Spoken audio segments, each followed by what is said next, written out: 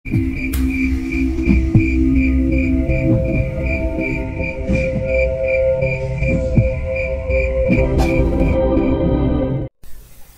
merasakan keindahan puncak Gunung Ciremai, rasa ingin mendaki ke puncak-puncak gunung lainnya menjadi tambah besar.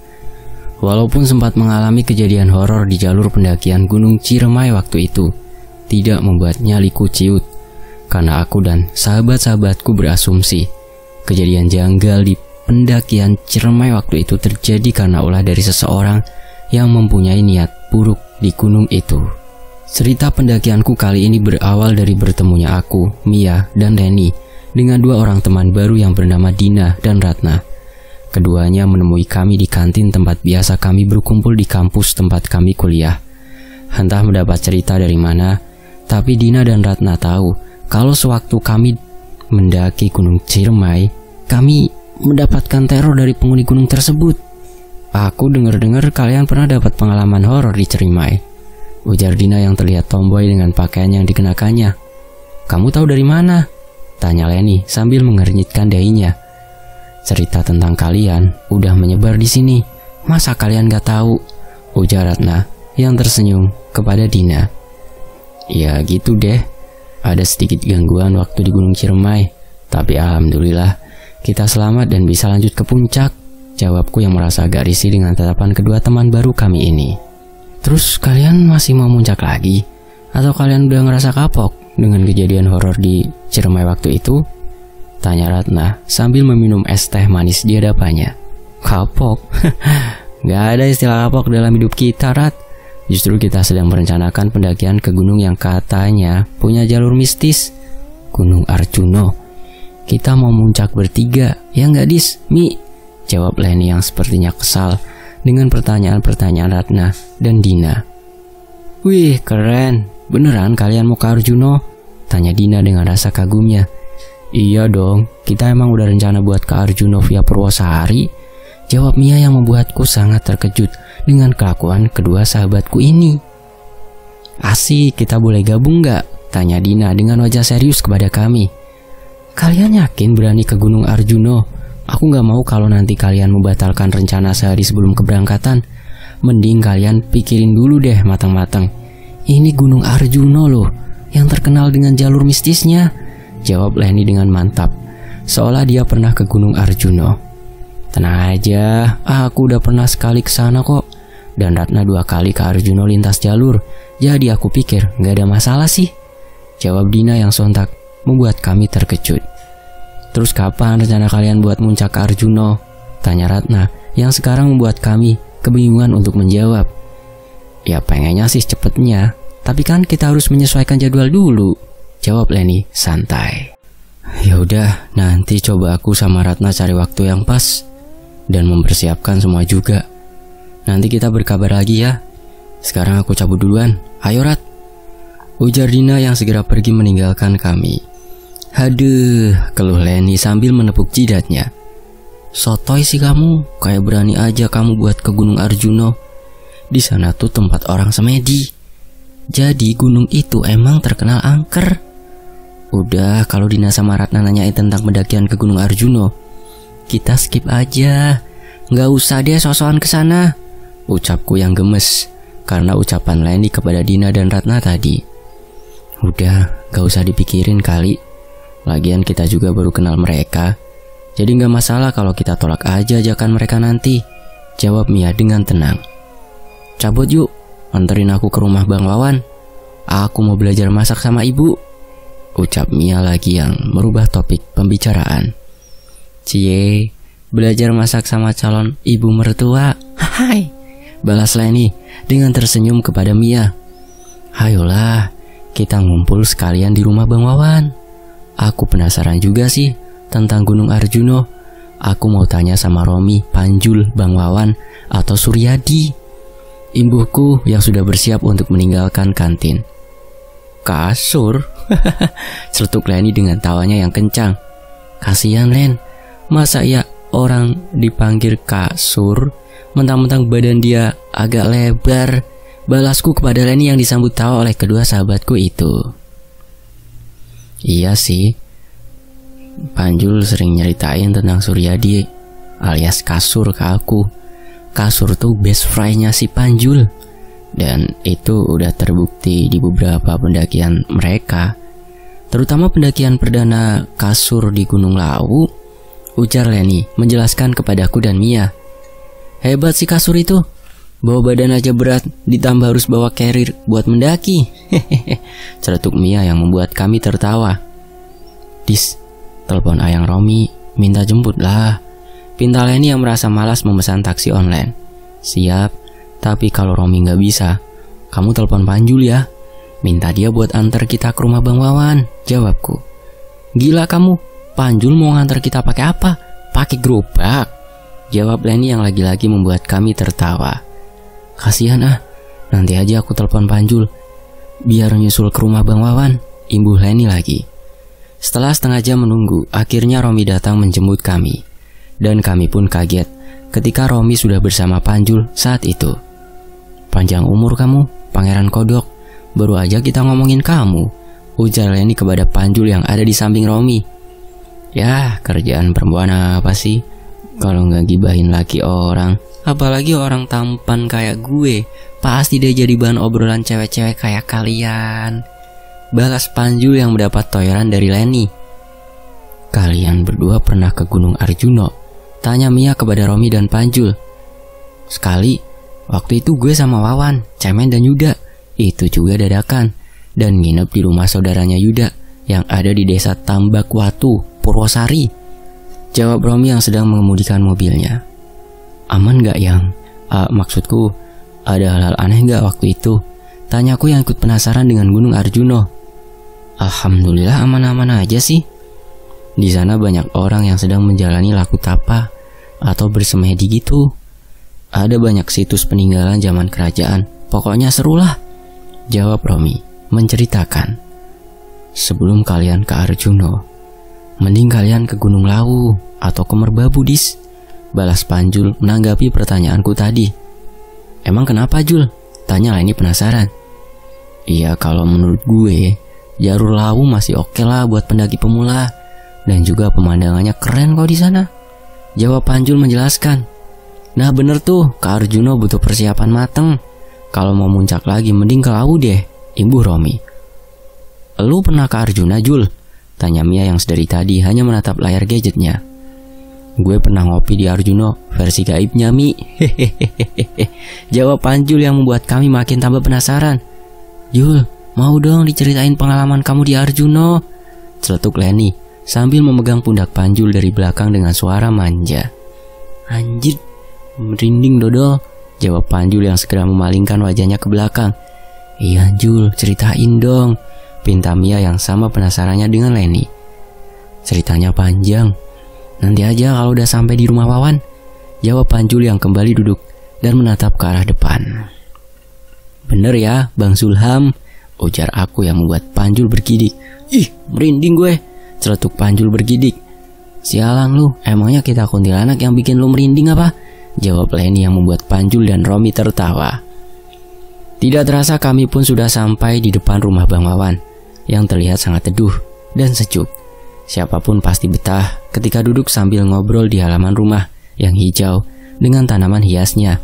Mia yang sepertinya sudah sangat akrab dengan ibunya Bang Wawan tanpa ragu langsung menuju ke dapur untuk meminta diajari memasak. Bahan apa aja Bu yang perlu dibeli? Tanya Mia kepada ibu Bang Wawan.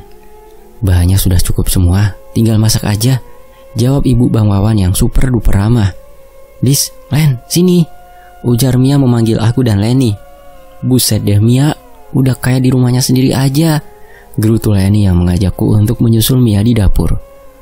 Tolong buat kopi, buat Nak Romi sama Nak Zulham ya dek, pinta ibu Bang Wawan.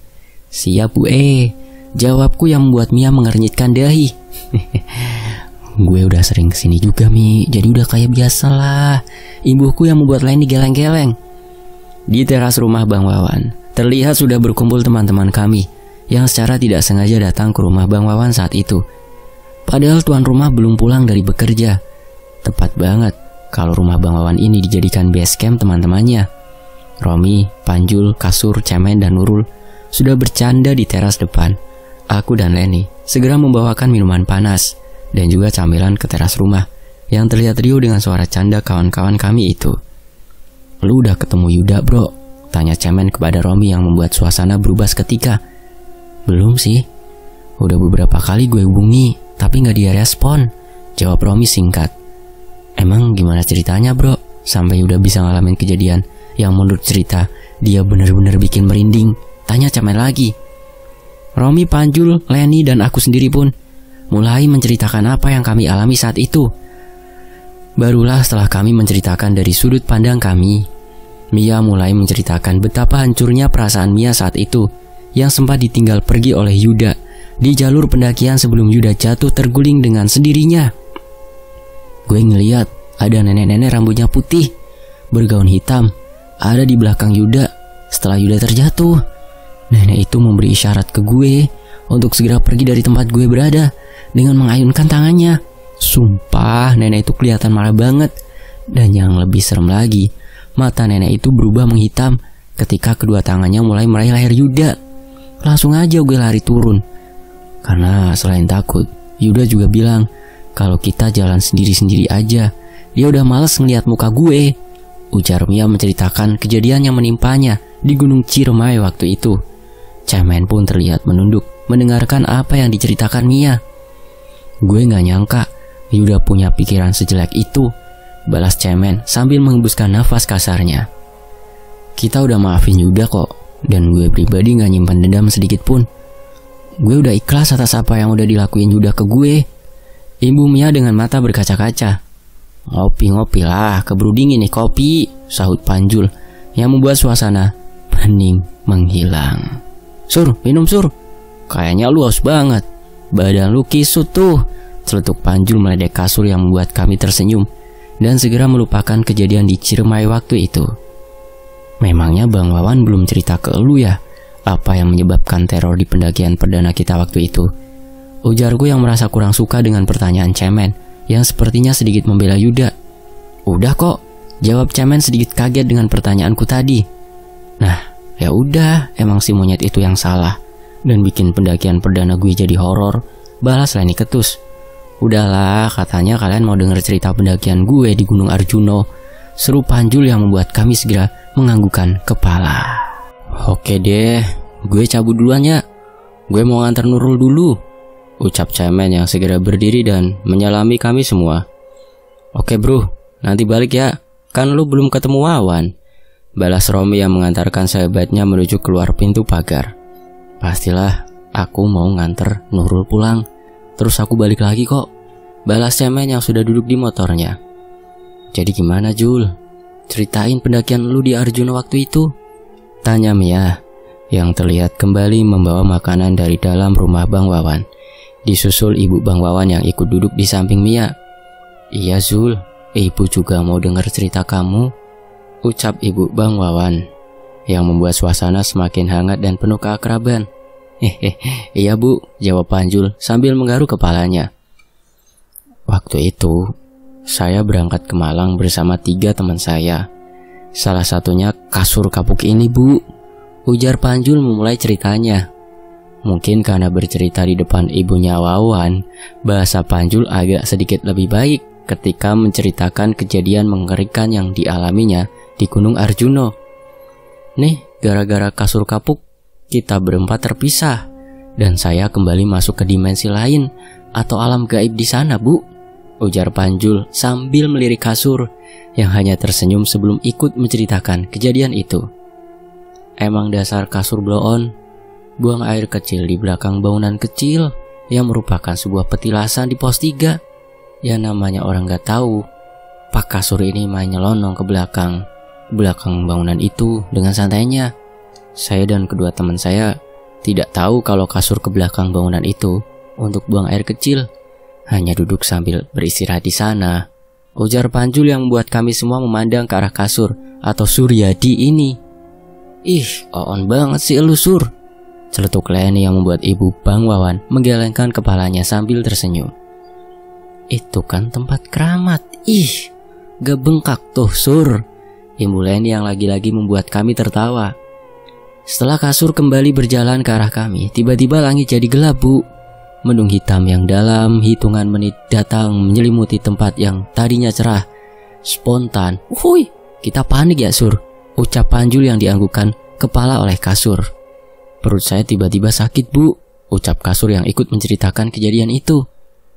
"Perut apa bawahnya perut Sur?" tanya Panjul yang membuat kasur malu dan membuat kami tertawa keras. Setelah kami semua tertawa, kasur kembali menceritakan apa yang dialaminya itu. "Saya nggak tahu kalau itu petilasan. Saya pikir cuma warung yang lagi tutup. Karena di pos 2 kan ada warung. Jadi karena udah nggak tahan lagi nahan pipis, ya saya langsung nyari tempat yang aman," ujar kasur lagi. Setelah hujan turun dengan deras, kami segera berteduh di sekitar pesarean itu. Dan ketika tahu kalau tempatnya buang air tadi adalah sebuah tempat keramat, saya langsung berbisik meminta maaf dan terus beristighfar Bu. Alhamdulillah, tidak lama kemudian hujan perlahan reda dan sakit yang saya rasakan juga menghilang. Imbuh kasur dengan wajahnya yang terlihat bulat. "Terus kalian lanjut apa turun Sur?" tanya Leni yang sepertinya tidak sabar mendengarkan cerita kasur yang temponya sangat lambat. "Ya kalau kita turun, gak ada cerita tentang aku yang ngopi di alam gaib dong Leni sayang," jawab Panjul sambil mengedipkan matanya ke arah Leni. "Ih Panjul, gue geli kalau lu main mata gitu.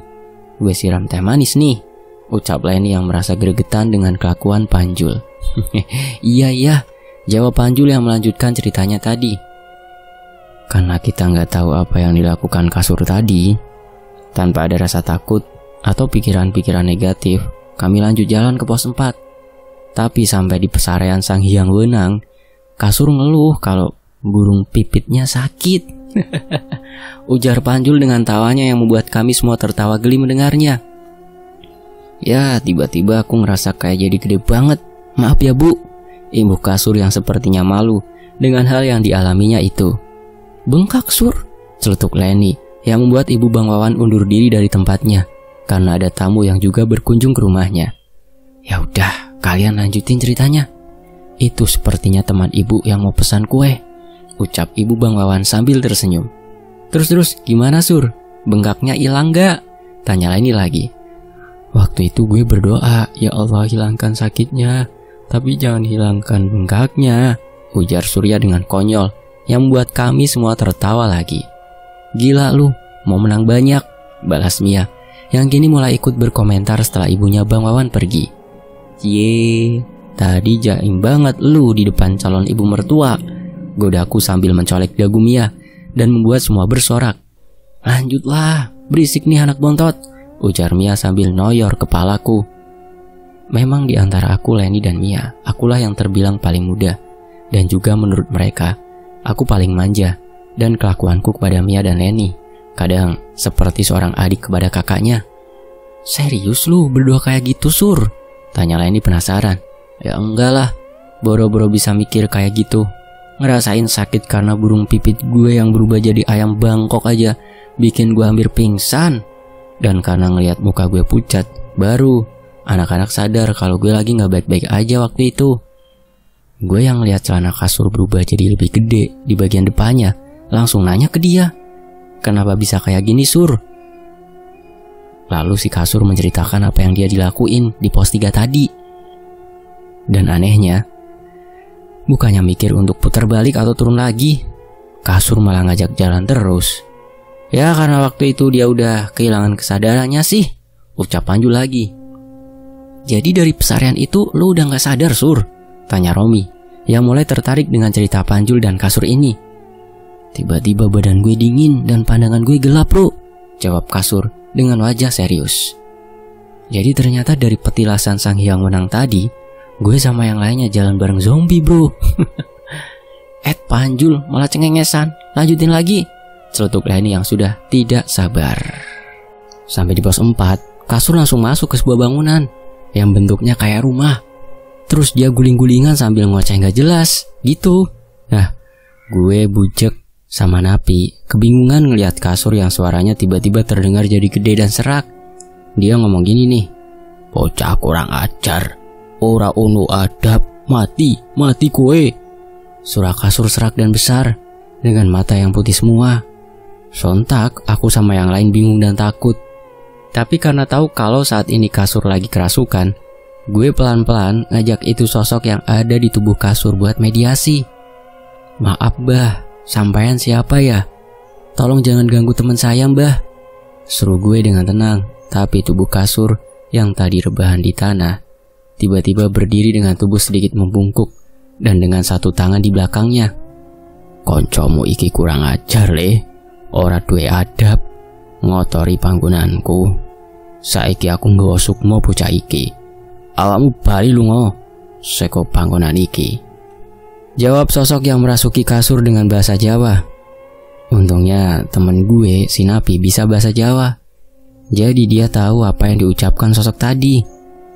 "Jul, si kasur kayaknya udah kencing atau buang sesuatu sembarangan deh," ujar Napi yang waktu itu ikut memegang tubuh kasur. "Ah, awakmu ngerti toh, bocah iki wes ngotori panggonanku." Ucap sosok yang ada di tubuh kasur. "Maaf Mbah, mungkin teman saya nggak tahu kalau dia sudah mengotori tempat sampean. Saya kenal baik teman saya ini Mbah, jadi sepertinya dia tidak sengaja Mbah," jawabku yang mulai merinding waktu itu. "Awakmu tak tunggu neng panggonanku, moro nang panggonanku," ujar sosok yang sedang menguasai tubuh kasur itu. "Napi, dia bilang apa barusan?" tanyaku yang kagak ngerti maksud dari makhluk gaib yang ada di tubuh kasur. "Elu ditunggu di tempat bayi ini, elu disuruh datang ke tempat dia pokoknya," ujar Napi yang dengan sigap menangkap tubuh kasur yang tiba-tiba ambruk ke tanah. Kami semua yang ada di teras rumah Bang Wawan dengan serius mendengarkan cerita Panjul yang mulai membuat bulu kuduk merinding. "Terus gimana Jul?" ujar Romi yang sepertinya sudah tidak sabar mendengar lanjutan cerita dari Panjul. "Terus pisang gorengnya dulu bro," jawab Panjul yang dengan cepat meraih pisang goreng buatan Mia.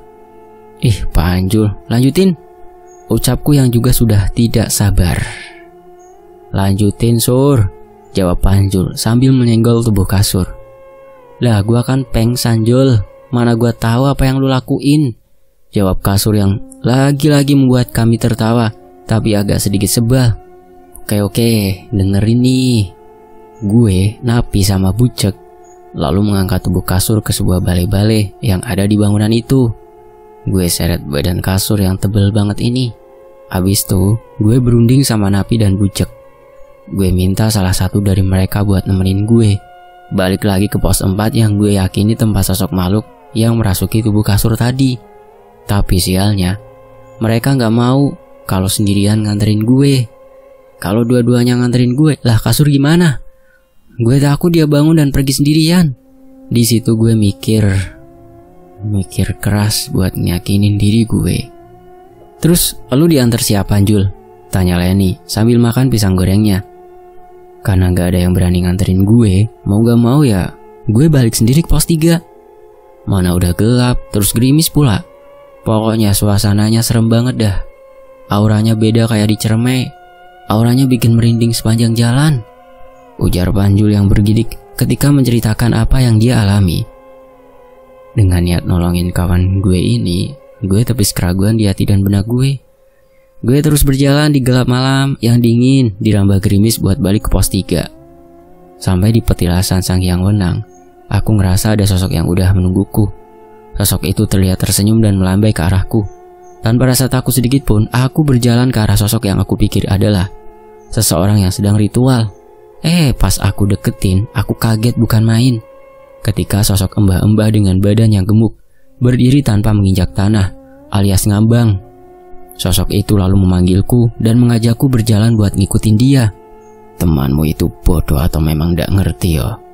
Lawang tempat itu disakralkan malah dikencingi. Dasar bocah goblok," ujar kakek-kakek yang badannya hampir sama kayak kasur. "Terus kamu jalan ngikutin itu kakek bro?" tanya Romi cepat. "Iya, aku jalan ngikutin kakek itu ke alam gaib," jawab Panjul singkat sambil memakan lagi pisang goreng yang ada di depannya.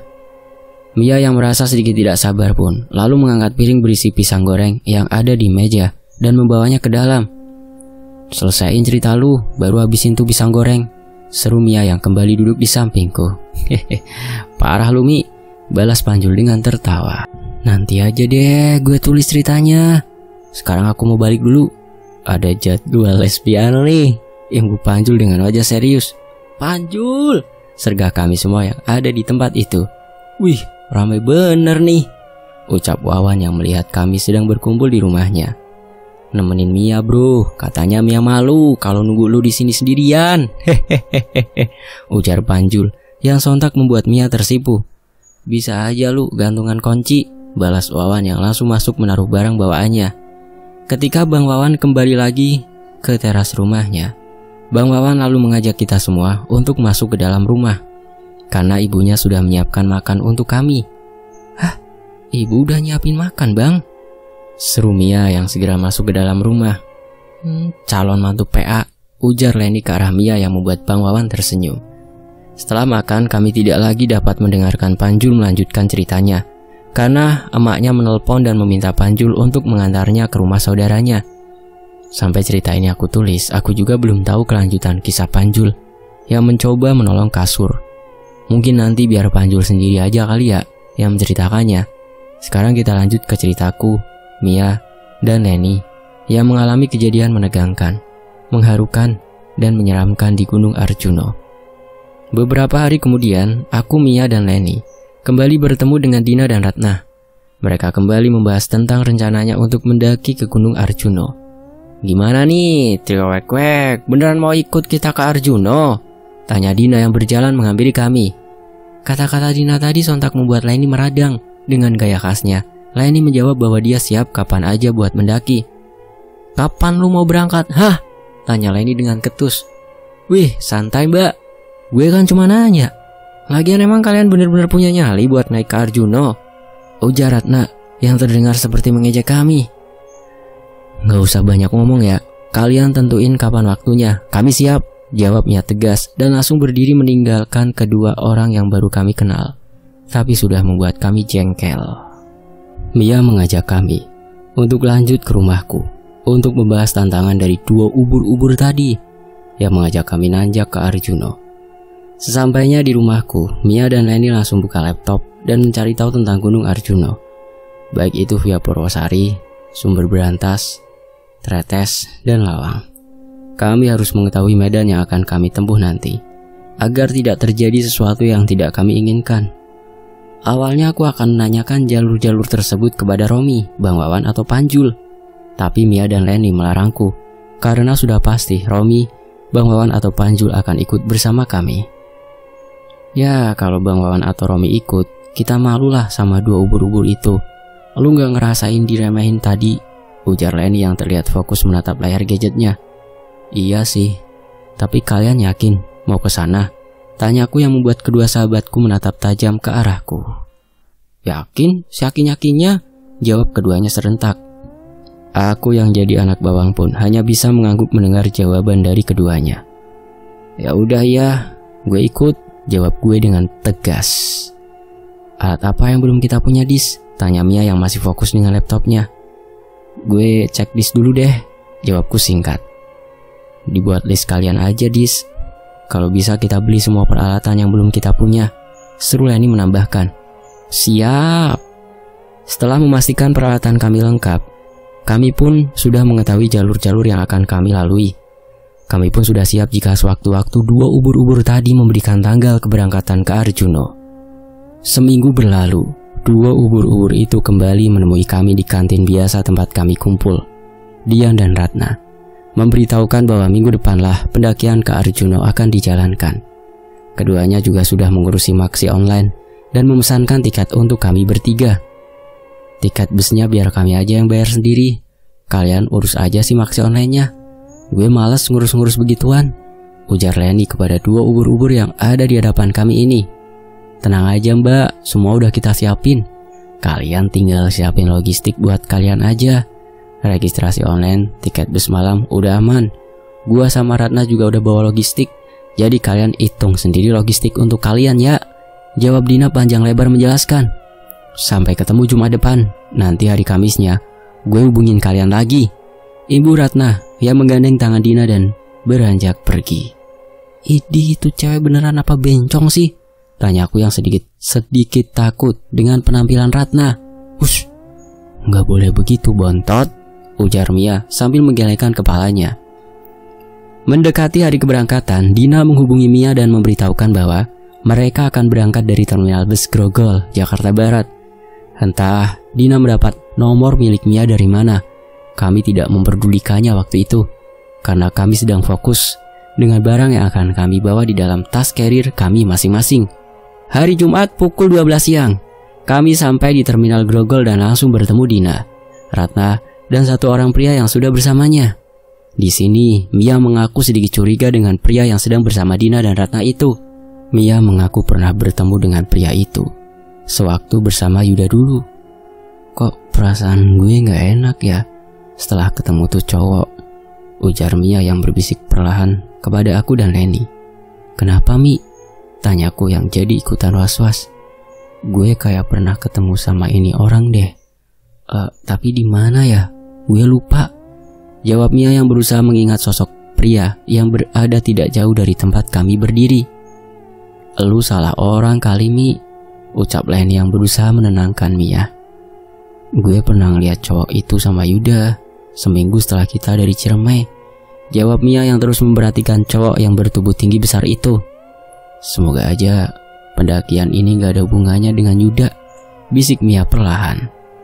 Sekitar pukul 13.30, bus mulai meninggalkan terminal. Karena merasa ada yang gak beres dengan dua ubur-ubur itu, akhirnya gue mengirimkan pesan singkat kepada Romi. Romi yang sepertinya marah karena tahu kalau saat ini aku sedang berada di dalam bus menuju Malang, berkali-kali menelponku. Karena takut kalau Romi akan menelpon Neni atau Mia, akhirnya aku berjalan ke bagian belakang bus yang terdapat toilet dan mengangkat panggilan masuk dari Romi. Kalian beneran sekarang sedang OTW ke Malang? Ujar Romi melalui sambungan telepon. Iya sayang, maaf ya. Kalau kita ngomong ke kamu, Bang Wawan atau Panjul, pasti kalian akan ikut. Soalnya ini semacam kayak tantangan dari Dina dan Ratna yang, jawabku menjelaskan. Dina sama Ratna itu siapa, Dis? Tanya Romi lagi. Aku, Mia sama Leni baru kenal sih. Terus mereka kayak nantangin kita buat mendaki Arjuno. Tapi anehnya ada cowok yang ikut bersama mereka. Dan Mia pernah ngeliat cowok itu sedang bersama Yuda seminggu setelah kita turun dari Ciremai. Ujarku menjelaskan kepada Romi. Ya udah, aku susul ke sana, jawab Romi tegas. Gak usah lah Yang, kita aman kok, balasku. Oh iya Yang, kamu gak usah nelpon atau WhatsApp Mia atau Leni ya. Nanti mereka pasti ngambek kalau kamu tahu. Ibuku meminta Romi untuk tidak menanyakan hal ini pada Mia atau Leni. Ya udah, kamu hati-hati. Oh iya, kamu mau naik lewat jalur mana? Tanya Romi sebelum mengakhiri panggilannya. Lewat Purwosari Yang, jawabku yang langsung berpamitan pada Romi dan kembali menuju kursi penumpang yang tadi aku tempati. Ngapain, Dis? Tanya Leni yang sepertinya terbangun dari tidurnya. Pipis, jawabku singkat lalu memakai penutup kepala dan mengambil posisi untuk tidur. Keesokan harinya kami tiba di terminal Arjosari dan langsung menuju homestay yang ada di base camp Purwosari. Dina dan Ratna yang sebelumnya terlihat menyebalkan, kini menjadi sosok yang humble dan menyenangkan. Aneh, gumamku dalam hati. Setelah masuk ke dalam kamar yang sudah dipesan Dina dan Ratna, kami pun beristirahat dan menikmati sarapan pagi di sekitar base camp. Kami pun berbincang kembali bersama Dina dan Ratna di sebuah warung. Jadi berapa tiket dan sewa kamarnya, Din? Tanya Mia kepada Dina sambil menyantap sarapannya. Santailah Bu, gak usah dipikirin lah, anggap aja itu semua awal persahabatan kita, ya gak Rat? Jawab Dina sambil memandang kami bertiga. Gak enak lah Din, biar kami bayar masing-masing aja, jawab Mia dengan wajah serius. Gini aja deh, tiket pulang biar kita yang beli, seru Leni yang disambut senyum oleh dua orang yang kini terlihat menyenangkan. Gampang, yang penting kita istirahat cukup hari ini. Besok pagi-pagi sekali kita mulai nanjak, jawab Ratna yang berdiri sambil memegang pundak Mia dan berlalu meninggalkan kami. Udah santai aja sih, Ibu Dina yang segera menyusul Ratna. Di siang harinya, karena merasa jenuh, aku dan Leni berjalan-jalan di sekitar base camp. Mia yang memilih untuk tidur membiarkan aku dan Leni pergi. Setelah berjalan agak jauh dari homestay yang kami tempati, Mata Leni menangkap sosok yang sepertinya dia kenal. Leni pun segera menarikku dan mengajakku untuk bersembunyi di balik tembok sebuah rumah. "Apaan sih lu? Sakit tahu?" ujarku yang merasa kesal karena Leni menarik tanganku dengan keras. "Shh, lu lihat di depan sana," ucap Leni perlahan sambil menunjuk ke arah depan. "Astaga," jawabku yang merasa kaget karena melihat Dina dan Ratna sedang bersama seseorang yang kami kenal. "Anjrit, kayaknya kita dijebak deh," ujar Leni yang perlahan mengajakku kembali ke tempat Mia berada. "Mia, bangun Mi," ucap Leni yang segera membangunkan Mia ketika sampai di kamar kami. "Mi, gue tadi lihat Yuda," imbuh Leni yang membuat Mia langsung terbangun. "Di mana?" tanya Mia yang terlihat antusias. "Di sebuah rumah warga, di bawah tempat ini," jawabku menimpali. "Kalian yakin itu Yuda?" tanya Mia sambil mengernyitkan dahinya. "Yakin seyakin-yakinnya," jawabku dan Leni tersentak. "Dina sama Ratna lagi ngobrol di sebuah rumah. Kayaknya rumah saudaranya deh. Soalnya kan waktu itu Romi pernah bilang," imbuhku menjelaskan. "Gila, mau apa lagi tuh orang?" seru Mia yang langsung berdiri dan mengangkat teleponnya yang berdering. "Assalamualaikum Mi, kamu lagi di mana?" tanya seseorang di ujung telepon Mia.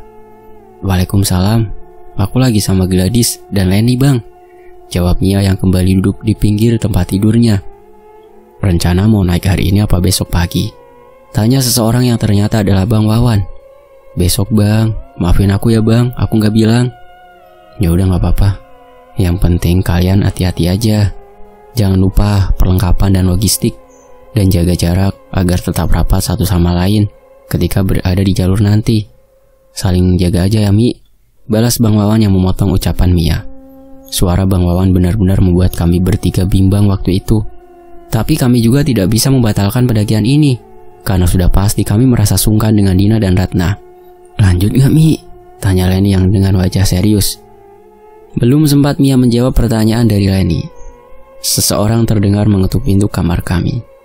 Aku pun segera membukanya dan merasa agak terkejut ketika melihat Ratna ada di depan pintu kamar kami. Ratna, masuk Rat," ujarku mempersilahkan Ratna masuk. "Gak usah, di sini aja. Gue cuma mau bilang pendakian kita dimajuin. Kalian siap-siap ya, 1 jam lagi kita berangkat," ujar Ratna yang langsung pergi setelah memberitahu kami. "Lanjut Len, bismillah aja. Semoga gak ada apa-apa di atas nanti," jawab Mia yang langsung bersiap. Keberadaan Yuda di area basecamp Purwosari ini menimbulkan tanda tanya besar di hati kami. Kami jelas berpikiran negatif kepada mantan kekasih Mia itu karena kejadian yang menimpa kami di Ciremai beberapa bulan lalu. Tapi sepertinya kami memang sudah masuk dalam perangkap yang sudah dipersiapkan Yuda saat ini, dan entah kenapa sedikit pun tidak memiliki keinginan untuk membatalkan pendakian ini. Sekitar jam 11 siang kami mulai perjalanan pendakian ini dari pos 1, setelah sebelumnya kami menggunakan ojek yang mengantar kami sampai di pos 1. "Len, Dis, kalian tenang ya. Insya Allah semua akan baik-baik saja selama kita nggak terpisah. Jaga jarak untuk tetap dekat satu sama lain. Di gunung ini kita nggak bisa ngandalin Romi, Panjul, atau Bang Wawan seperti pendakian kita sebelumnya. Kalau ada yang ngerasa capek atau sakit, langsung kasih kode, bilang break aja, dan kita langsung berhenti. Dan kalau ada yang melihat atau merasakan sosok yang tak kasat mata, kasih kode stop, bilang aja stop, dan kita langsung berhenti, paham?" ujar Mia yang memberi wejangan kepadaku dan Leni. "Oke Mi, positive thinking aja," jawab Leni. "Oke, bismillah, kita berdoa dulu guys," imbuhku menambahkan. Panas yang menyengat hari ini memacu langkah kami untuk terus berjalan. Dina memimpin rombongan kami, lalu Leni di belakang Dina, dan ada aku di belakang Leni. Lalu Mia di belakangku dan Ratna di barisan paling belakang. Sampai di pos 2, kami beristirahat di sebuah warung bersama beberapa orang yang menurut Ratna adalah peziarah yang akan melakukan ritual di beberapa titik di gunung ini. Di pos 2 ini kami juga melihat, diberitahu kalau ada sendang bernama Sendang Dewi Kunti. Ratna menceritakan banyak tentang gunung ini bagi seorang tour guide. Jam 1 lewat, kami mulai melanjutkan lagi perjalanan kami menuju pos 3 yang waktu tempuhnya hanya sekitar 30 menit dari pos 2. Kayaknya ini Len, yang diceritain Panjul waktu itu. Ucapku kepada Leni yang disambut jari telunjuk di bagian depan bibirnya. Shh. Otakku terus teringat apa yang Panjul dan kasur ceritakan, dan mulai tersenyum membayangkan kasur yang dengan lugunya buang air kecil di sekitar tempat ini. Dis, lu gak kenapa-napa kan? Tanya Mia yang memandangku heran. Enggak kok, aman Mi, jawabku yang kaget dengan pertanyaan Mia. Jangan cengar-cengir Dis, nanti dikira ngetawain penghuni sini. Ibu Leni menasihatiku. Iya, gue cuma inget Panjul, jawabnya dan Leni berbarengan. Ayo guys, lanjut jalan yuk, seru Dina yang meminta kami untuk melanjutkan perjalanan menuju pos 4. Oke, sahut Mia yang memintaku untuk kembali berada dalam barisan. Dari pos 3 menuju pos 4, setelah berjalan sekitar 40 menit, kami kembali menemukan sebuah bangunan yang merupakan petilasan. Otakku kembali mengingat cerita Panjul, tapi kali ini aku merasa hawa di sekitarku berbeda dari sebelumnya. Tidak berlama-lama di tempat ini, kami pun melanjutkan perjalanan karena langit mulai gelap dan terlihat mendung. Tiba di pos 4 sekitar pukul 4:30 sore. Kami beristirahat di sebuah bangunan berbentuk rumah yang juga diceritakan Panjul waktu itu. Aku yang merasa tidak nyaman dengan tempat itu meminta Dina sebagai ketua rombongan untuk melanjutkan perjalanan ke pos 5, tempat di mana kami akan bermalam nanti.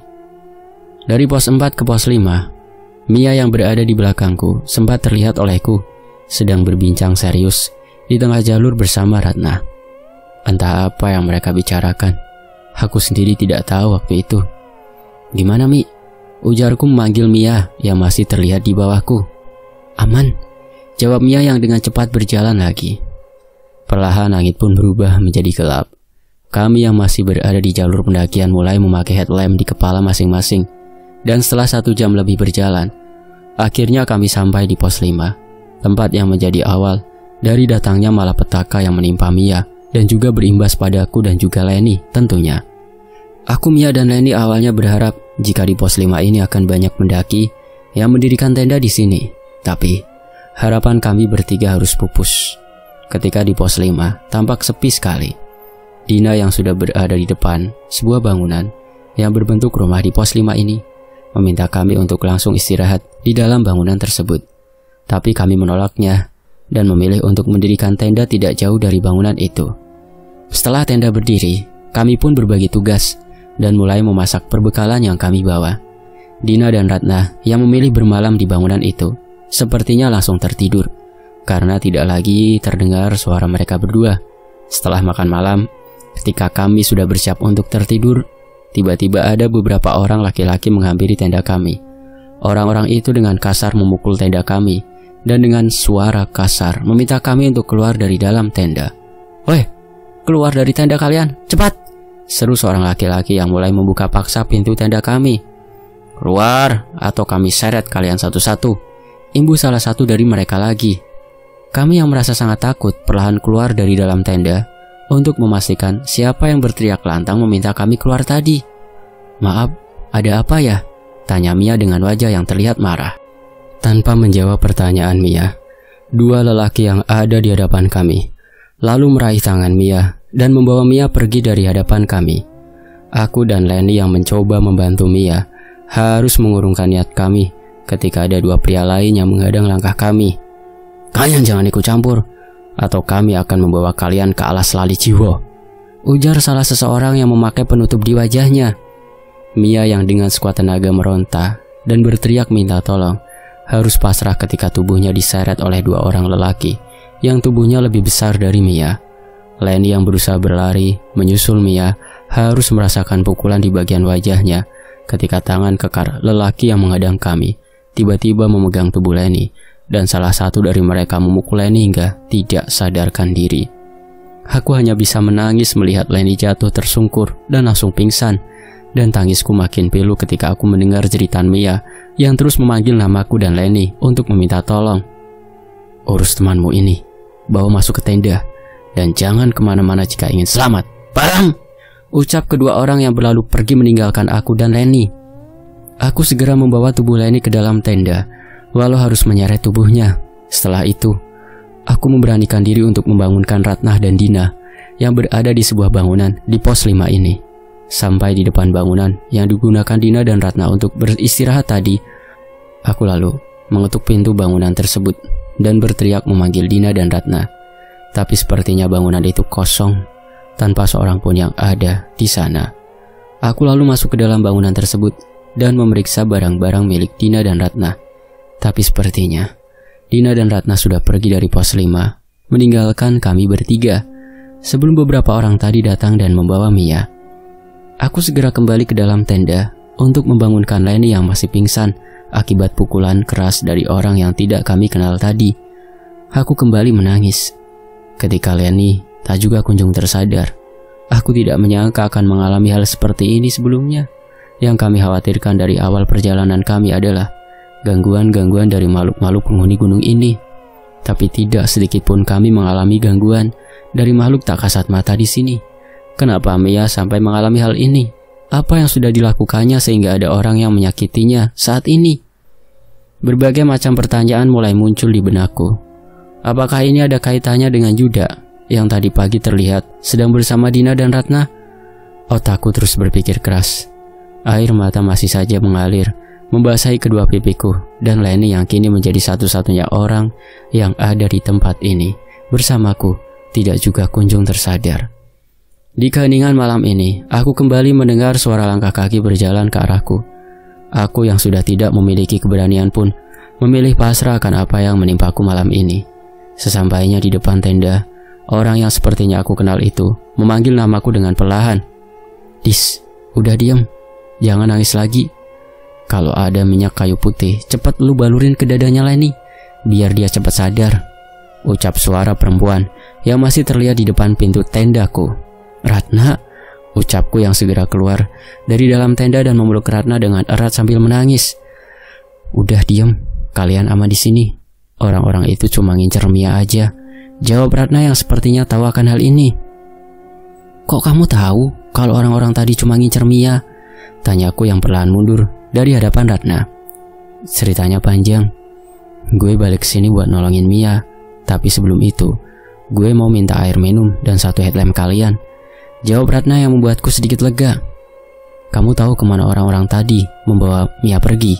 tanyaku kepada Ratna yang mulai penasaran dengan kejadian yang mengerikan ini. "Mia mau dibawa ke suatu tempat dan mau dibuang di sana," jawab Ratna yang membuatku sangat terkejut. "Apa ini ada hubungannya dengan Yuda, Rat?" tanyaku yang sedikit yakin dengan sosok yang ada di balik kejadian malam ini. "Lu kenal Yuda?" tanya Ratna sambil mematikan headlampnya dan mengajakku untuk sedikit menjauhi tenda. "Ada kejadian apa waktu di Ciremai, Dis? Kayaknya Yuda ngerasa dendam dan ingin melenyapkan Mia," tanya Ratna yang membuatku sangat terkejut. "Waktu itu Yuda dan Mia terpisah dari rombongan kami, dan kami semua mendapat teror dari makhluk-makhluk astral di sana. Yuda yang awalnya meninggalkan Mia di jalur pendakian, tiba-tiba terjatuh karena ada sesuatu yang menabraknya. Mia yang mencoba menolong Yuda harus menerima kenyataan pahit ketika Yuda malah mengucapkan kata kasar kepadanya. Mia pun tidak ambil pusing atas hal itu dan memilih meninggalkan Yuda yang masih duduk di pinggir jalur pendakian." Ujarku menceritakan kembali pendakian kami di Gunung Ciremai. "Mia gak cerita apa-apa lagi, Dis?" tanya Ratna yang makin penasaran. "Gak ada sih, cuma menurut Bang Wawan, kekacauan yang terjadi di pendakian kami waktu itu disebabkan oleh niat buruk Yuda kepada Mia," jawabku yang disambut anggukan kepala oleh Ratna. "Dasar cowok gila," jawab Ratna yang merasa geram kepada Yuda setelah mendengar ceritaku tadi. "Tadi pagi aku ngeliat kalian lagi ngobrol sama Yuda. Apa yang sebenarnya kalian rencanakan, Rat?" tanyaku yang kembali ke dalam tenda untuk memeriksa keadaan Leni. "Balas dendam, Dis," jawab Ratna dengan wajah tertunduk. "Balas dendam? Dendam apa, Rat?" tanyaku yang menjadi bingung dengan semua ini.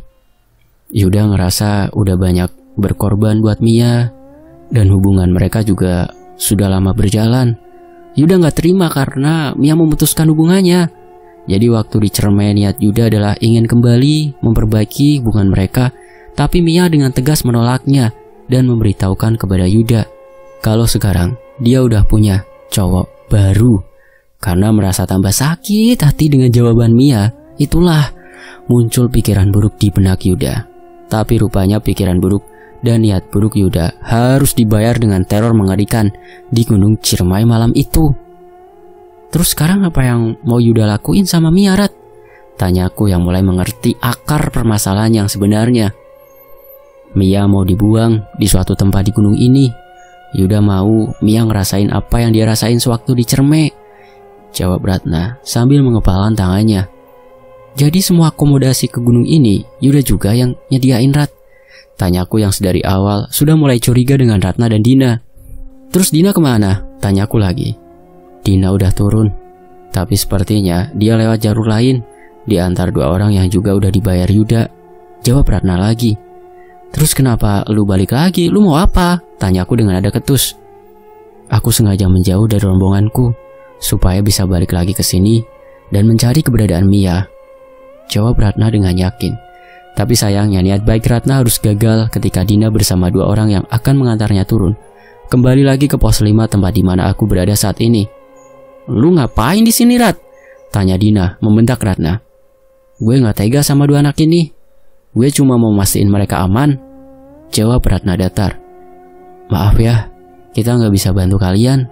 Kita mau turun sekarang juga. Kalau kalian mau ikut bareng turun, cepat beresin peralatan kalian, ujar Dina kepadaku. Ratna yang sudah memberiku kode sebelumnya perlahan pergi dari depan tendaku dan segera mengajak Dina untuk meninggalkan tempat ini. Mereka aman, Din. Ayo cepat turun, ucap Ratna kepada Dina. Setelah Ratna dan Dina pergi meninggalkanku bersama Leni yang masih belum sadar diri, dari arah bawah aku mendengar beberapa orang seperti sedang menuju ke arah tempat ini. Aku yang mulai ketakutan memilih untuk berdiam di samping tubuh Leni sambil menangis. Sepertinya lebih dari dua orang yang berjalan menuju ke tempatku berada saat ini. Dan setelah jarak orang-orang itu semakin dekat, terdengar suara yang sangat aku kenal memanggilku. Dis, Gladys, ucap Romi yang terdengar memanggilku. Aku yang merasa sangat senang mendengar suara orang yang aku sayangi itu datang, segera keluar dari dalam tendaku dan menangis sejadi-jadinya. Romi, Bang Wawan, Panjul, dan Kasur datang untuk memastikan keadaan kami. Tapi sayangnya mereka datang terlambat, sehingga Mia harus mengalami nasib buruk saat ini. Dengan sigap Bang Wawan mulai mengatur rencana untuk dapat segera menemukan Mia. Setelah sebelumnya aku menceritakan apa yang terjadi kepada kami, hingga tentang Ratna yang menceritakan penyebab kejadian ini.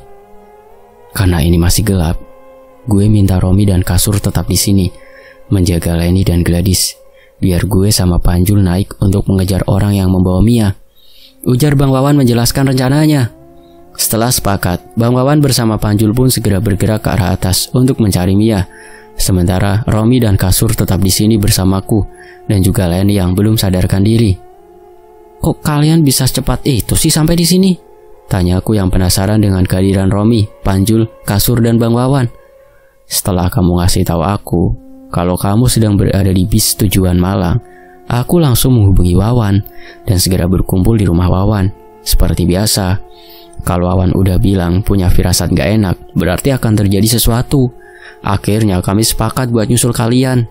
Kami berangkat jam 6 sore pakai bis dan langsung ke rumah Pak D-nya Kasur untuk minta akses naik ke gunung ini. Kalau tanpa bantuan dari Kasur dan Pak D-nya, mustahil kita bisa sampai sini, ujar Romi menjelaskan panjang lebar. Makasih ya Sur, kita utang budi sama elu, maafin kita, ujarku yang disambut acungan jempol dari Kasur.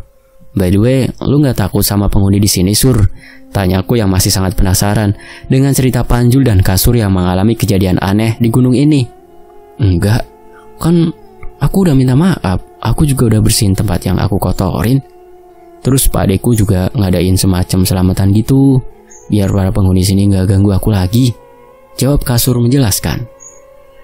Sekitar 2 jam berlalu, Bang Wawan dan Panjul kembali turun ke arah tenda dan menceritakan apa yang ditemuinya di pos 7 Jawa Dwipa. Mia masih hidup dan sekarang dia ada di antara alam nyata dan alam gaib, ucap Bang Wawan yang terlihat sangat sedih waktu itu. Abang tahu dari mana, Bang? Tanyaku dengan lugu yang sepertinya tidak percaya akan apa yang Bang Wawan katakan tadi. aku sama Wawan ketemu Resi yang menjaga tempat itu. Resi itu bilang kalau aku terus nyari Mia, kemungkinan besar kami juga akan ikut menghilang. Maka dari itu, kami diminta untuk kembali. Jawab Panjul yang sepertinya sangat marah dengan kejadian ini. Coba lu minta tolong sama yang di pos 3, Jul, ujar Kasur yang sepertinya terdengar janggal. Bisa kali ya, tapi caranya gimana, Sur? Tanya Panjul sambil terus berpikir. Kita turun sekarang, aku tahu caranya. Semoga aja Panjul dapat izin Eyang buat melintasi dimensi lain, ujar Bang Wawan yang terlihat kembali bersemangat. Karena tidak ada pilihan lain, kami pun segera membereskan perlengkapan kami. Alhamdulillah, Leni pun mulai tersadar dan menangis jadi-jadinya ketika mengetahui Mia telah diculik oleh orang-orang yang menyerangnya tadi. Panjul dan Bang Wawan meluncur ke pos 3 terlebih dahulu, dan kami dimintanya untuk menyusul perlahan karena kondisi Leni yang belum stabil. Cerita beralih dari sudut pandang Panjul dan Bang Wawan. Sampai di pos 4, Wawan terlihat berdiri di depan arca Eyang Semar, bukan untuk meminta sesuatu pada benda keramat itu, tapi sekedar untuk berinteraksi dengan sosok yang ada di tempat itu. Setelah itu kami lanjut turun dan berhenti di petilasan Sang Hyang Wenang. Di sini kami merasakan aura berbeda yang membangunkan bulu-bulu halus di bagian leher kami. Entah apa yang membuat aku merinding saat itu, tapi sepertinya sosok-sosok penghuni tempat itu telah mengetahui apa yang sedang kami alami saat ini. Bukannya di sini tempat elu nyebrang ya, bro? Tanya Wawan yang sepertinya tahu kalau aku pernah masuk ke dimensi lain di sini. Iya, bro, dan rasanya sama kayak waktu. Belum sempat aku jelasin panjang lebar ke Wawan, tiba-tiba sosok yang pernah aku temui dulu kini hadir lagi di depan aku dan Wawan. Oh no, boleh? Awakmu kok kayak wong bingung? Tanya sosok berbadan gemuk dengan cahaya kekuningan yang menyelimutinya. Maaf Eyang, kami ingin menolong teman kami yang dibawa oleh orang-orang yang tidak bertanggung jawab dan membuang teman kami di sebuah tempat, Eyang, ujar Wawan yang tanpa sedikit pun rasa takut menjelaskan apa yang sedang kami alami saat ini. Awakmu ra bisa mlaku nang panggonanku le, awakmu durung kuat, jawab sosok Eyang yang berdiri melayang di hadapan kami. Maaf Eyang, apakah tidak ada cara lain? Tanya Wawan yang sepertinya yakin bisa menyelamatkan Mia dengan bantuan sosok Eyang ini. Oh no, jawab sosok Eyang sambil tersenyum dan memandangku. Ayo le, awakmu sing iso tak sabrangke, mergo awakmu wis tau nglembara nang jagating para dewa, ujar sosok Eyang yang mengajakku kembali masuk ke dimensi gaib. Wawan menepuk pundaku dan berkata, bawa Mia dengan selamat bro, bisik Wawan perlahan. Insya Allah bro, jawabku yang perlahan mengikuti sosok Eyang yang dulu juga pernah menolong aku dan Kasur. Setelah aku memasuki alam gaib, aku melihat pemandangan yang sangat indah yang belum pernah aku lihat di dunia nyata. Hutan yang sejuk dengan kicau burung yang terdengar merdu. Kupu-kupu berterbangan dari satu bunga ke bunga yang lain, menambah indah pemandangan di alam ini. Setelah pemandangan indah yang aku lihat, tiba-tiba keadaan menjadi gelap dan terus gelap sepanjang aku berjalan di belakang sosok Eyang ini, sampai akhirnya aku melihat dengan samar-samar sebuah tempat yang tertutup kabut dengan pohon-pohon besar di sekitarnya. Ketika mendekati tempat yang menjadi batas antara gelap dan terang, Eyang berdiri menatap keadaan, lalu memintaku untuk melihat pemandangan yang membuat aku terkejut saat itu. Aku melihat Mia dikelilingi banyak sosok makhluk halus yang terus menarik-narik tubuh Mia. Makhluk-makhluk menyeramkan itu, ada yang berbentuk anak kecil dengan kuping panjang, ada yang memiliki tangan dan kaki yang sama panjang, dan ada juga yang sekujur tubuhnya diselimuti bulu hitam. Kuwi sing diarani jem-jem angkara murka, sing iso gawe menungso ilang pikirane lan ilang jiwane, ucap Eyang yang sedikit aku mengerti. Setelah itu Eyang mengibaskan tangannya ke arah Mia yang sedang menjadi rebutan puluhan makhluk tak kasat mata. Lalu dengan sekejap makhluk-makhluk menyeramkan itu lari tunggang langgang melihat kehadiran Eyang. Cerita beralih dari sudut pandang Mia. Aku semakin jauh dari tenda tempat kami, yakni aku, Leni, dan Gladys berada. Dua orang lelaki dengan tenaga yang sangat kuat ini terus saja menarik tubuhku ke arah atas dari gunung ini.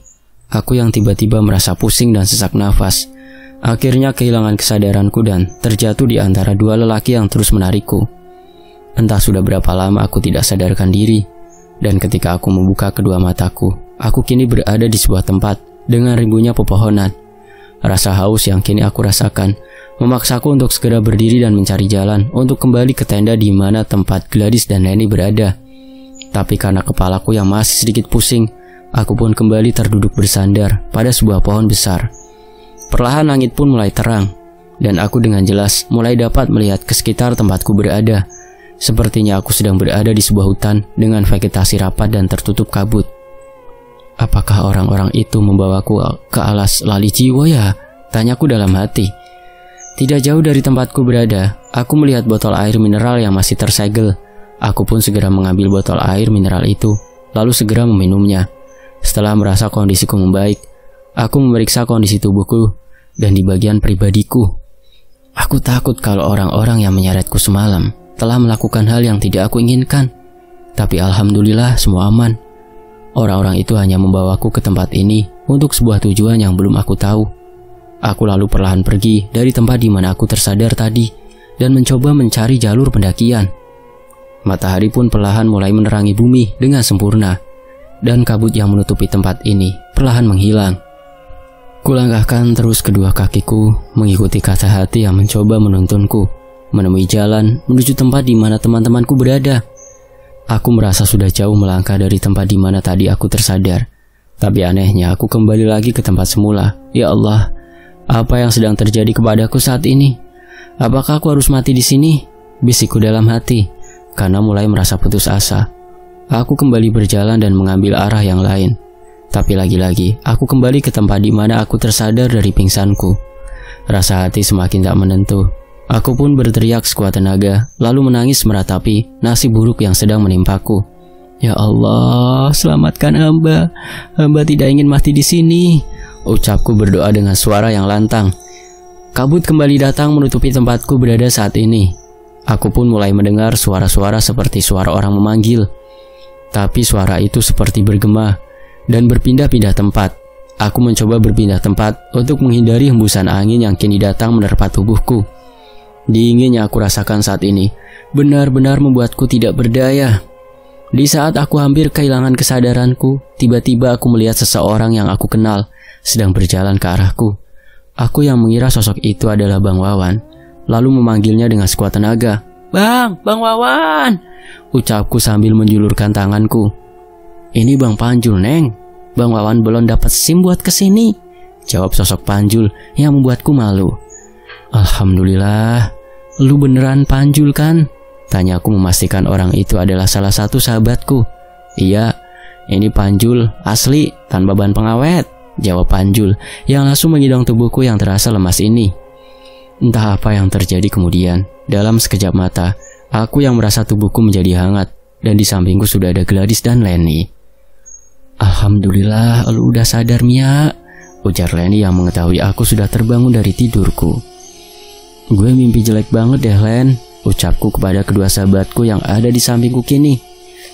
Nanti aja kita ceritain, yang penting lu selamat, Mi, ujar Gladys yang membuatku bingung saat ini. Kok kita di sini sih? Bukannya tadi kita ngecamp di pos 5 ya? Tanyaku lagi yang benar-benar tidak ingat apa yang telah terjadi kepadaku. Lu gak ingat?